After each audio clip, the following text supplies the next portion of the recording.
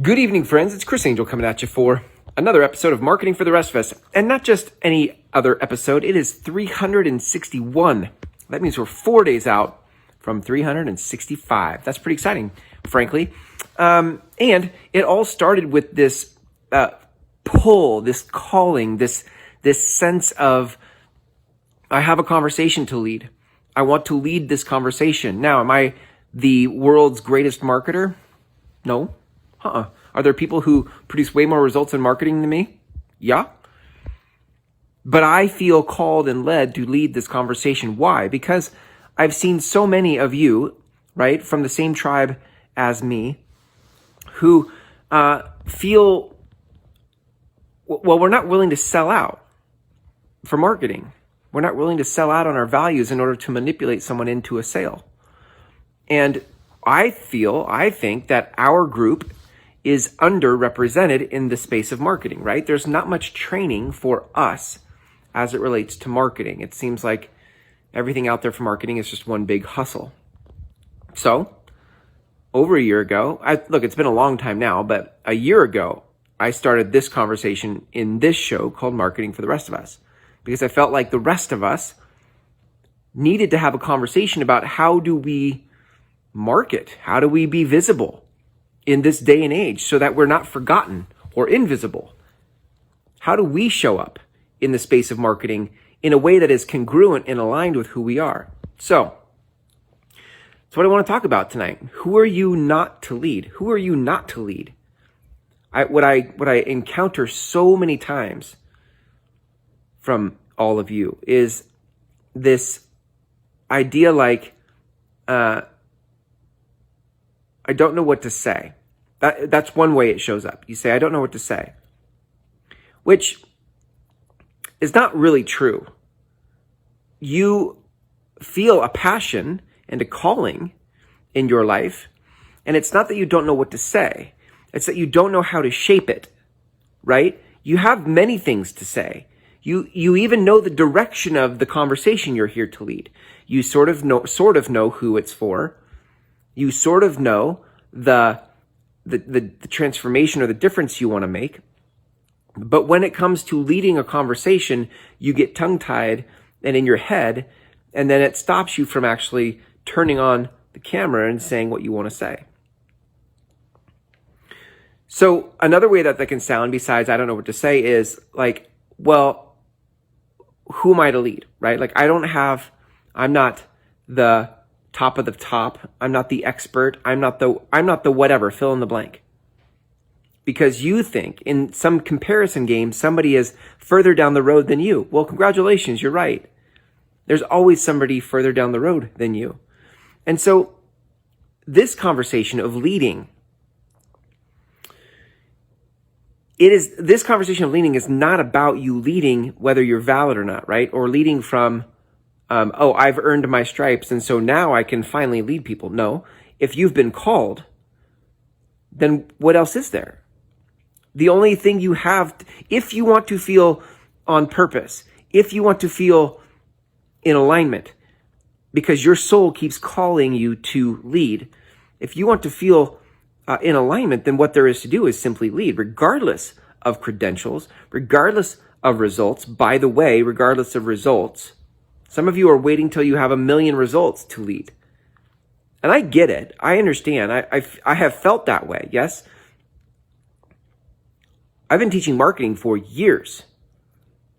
And there were years where I didn't have the results to back it up. All I had was that the way I was being taught didn't feel right.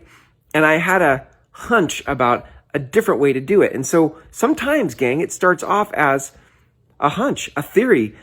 Hey guys, I think there's something over here we should check out. Let's go look over here. I don't know what's there, but we should go check it out. And in the beginning, you'll lead that conversation because it's what there is to lead, and you may not have that many followers. Because a lot of the bell curve of humanity is waiting for something to be proven, right? You can go back to the Old Testament for this, by the way. When Caleb and Joshua went as spies into the land of milk and honey, and they came back, there were like 12 spies, weren't there? 10 or 12 spies. They all went out. Two came back. Joshua and Caleb came back, and they said, hey, we found this amazing land of milk and honey. You guys should come. And then people were like, no, that's too risky. We're not going to do that. Now, had Caleb and Joshua, lived in the land of milk and honey? Had they experienced all the riches and treasures of the land of milk and honey? No, but they saw something, and they came back and told others what they saw. And guess what? They bumped up against all of the reasons why people didn't want to follow. And you too, in a leadership role, will go share with people what you've seen, what life has taught you, where you feel called to lead people. And you too may, for a while, not have had the results and lived in the land of milk and honey, but you're like, hey, something's over here. And in the beginning, some people may not follow. Okay? Now, here's the good news. For most of you, you are far enough down the road where you have produced results for clients. This is not new for you. The important work that you're involved in is not new to you. You have been in the space of transformation and healing with people. It's not new to you. And so you have an advantage here. And yet you still may say, who am I to lead? And still postpone the conversation you're here to have with everyone because you still don't feel valid enough. And what I want to say to you is one, who are you not to lead? You're the one who's been given the call. You're the one who feels the prompting and the pull. So lead. Yeah, okay, fine. What if nobody follows you? Does that mean that you give up on the calling you feel pulled by in your soul? That is a recipe for living unfulfilled. You're going to feel something pulling you into something bigger, and what you're basically saying is I want to know that there's proof that tons of people are going to follow me before I lead. Well, you don't get that guarantee. You don't get that promise. In fact, most people won't follow you until you've been doing it for a while. That's how you get to earn your stripes as a leader, is you go out and you lead this conversation for a while, and nobody comes, and then one person comes, and then maybe two, and then nobody again for a while. And you just keep leading and keep sharing because it's what's in your soul to say. Listen, you've heard the stories, right? Of public speakers. I think this is even Tony Robbins' story, who's a famous, everybody knows the name of Tony Robbins. Famous public speaker, right? So story after story of him going and speaking to rooms of one person. Oh, there was one person there. Nobody showed up for that one. One person there. Two people showed up for that one. For years.